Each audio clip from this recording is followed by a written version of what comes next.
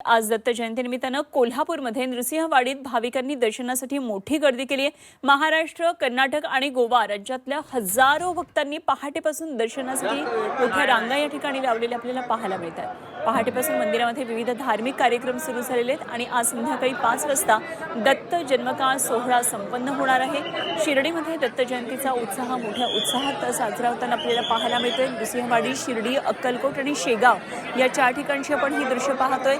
महाराष्ट्रच नव्हे तर अगदी महाराष्ट्राच्या बाहेरून सुद्धा असंख्य प्रमाणामध्ये भाविक या 4ही ठिकाणी दर्शनासाठी आज हजेरी लावतात। नृसिंहवाडीमध्ये मोठी गर्दी, अक्कलकोटमध्ये श्री स्वामी समर्थांच्या मंदिरामध्ये सुद्धा पहाटेपासून मोठ्या प्रमाणामध्ये गर्दी झालेली आहे। काय नेमकं अक्कलकोटमधलं वातावरण आहे जाणून घेतले आमचे प्रतिनिधी अभिषेक अदेप्पा यांनी।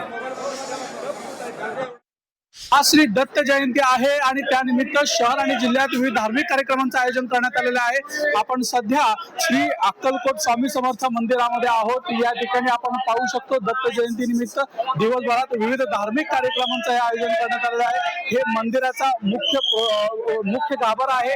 G24 तासच्या माध्यमातून हे आम्ही आपल्याला दाखवतोय। खरं तर सुंदर अशी सजावट विविध फुलांची या ठिकाणी करण्यात आल्याचं आपल्याला पाहायला मिळतंय। सुंदर अशी स्वामी समर्थांची जी मूर्ती आहे त्याला सजवण्यात देखील आल्याचं आपल्याला पाहायला मिळतंय। एकंदरीत मंदिराचा गाभारा असेल आणि संपूर्ण मंदिर परिसर असेल विविध प्रकारच्या फुलांनी हा सजवण्यात आलेला आहे।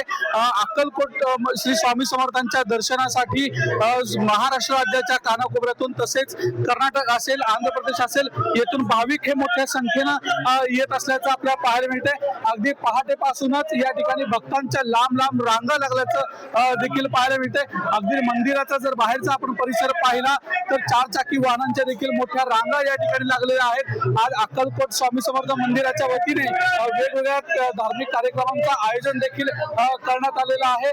त्यामुळे आता भक्तांची जी गर्दी आहे दिवसभरात आणखी वाढणार आहे। कॅमेरामॅन नागेश राशींकरसह अभिषेक अदेप्पा, G24 तास, अक्कलकोट, सोलापूर।